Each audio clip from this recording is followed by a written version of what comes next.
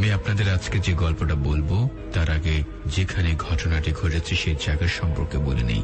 জায়গাটা হচ্ছে ভারতের কলকাতা, বারাকপুরে। আমি বাংলাদেশ থেকে সেখানে পড়তে চাই।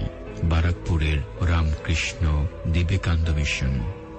আমি তখন ক্লাস 4-এ পড়ি, আর ওখানে আমি ওই মিশনেই থাকতাম।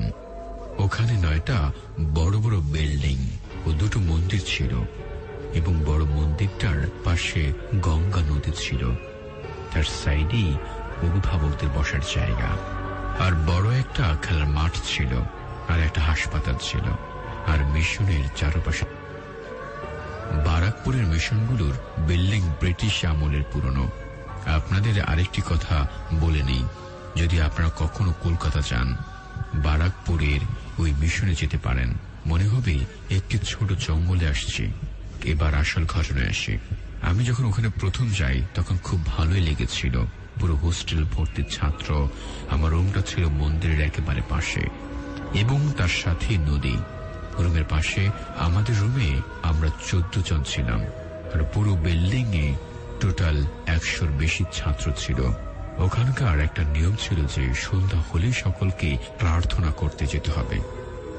আমরা যে বিল্ডিং এ ছিলাম ওখানে শুধু 4 ও 5 এর ছাত্ররা থাকে।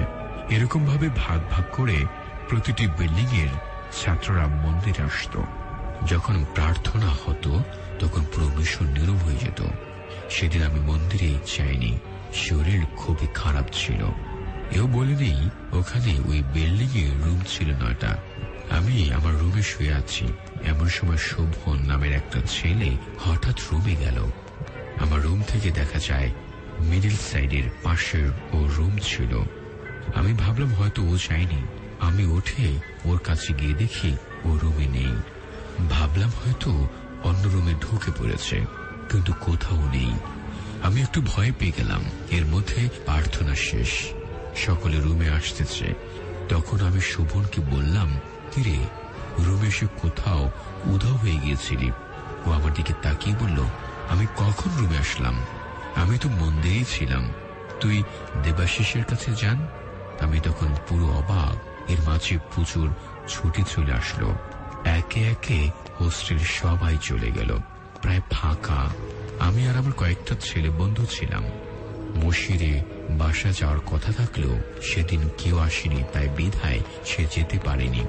আমরা রাত 10টায় ঘুমিয়ে পড়লাম।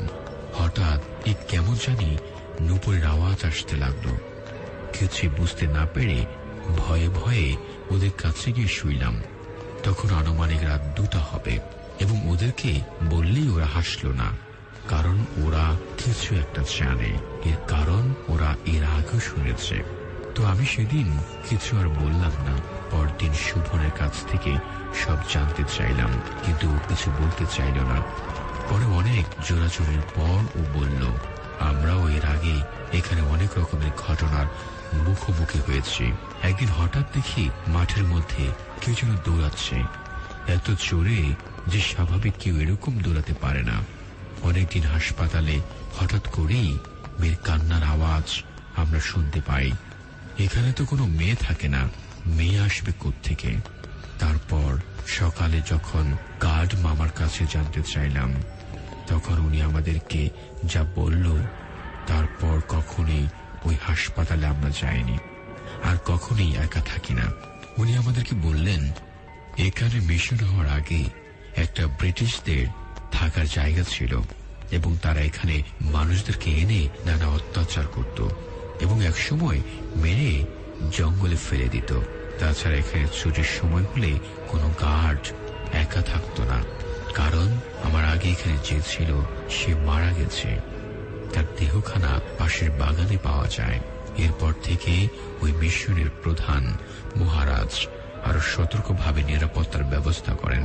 এখানে মাঝে মাঝে ওই পাশের জঙ্গল থেকে কারো কান্নার আওয়াজ ভেসে আসে, আর সেদিন রুমে শোভনের রূপে এরই আত্মা এসেছিল মনে হয়।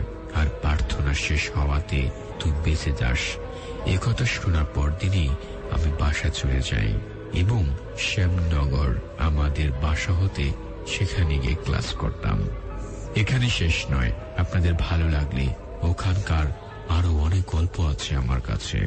ওখানকার আরেকটি ভয়ঙ্কর ভূতের জায়গা আছে, মঙ্গল পান্ডে নামে একটি জায়গা, যা ওই মিশনের পাশেই। শুনছেন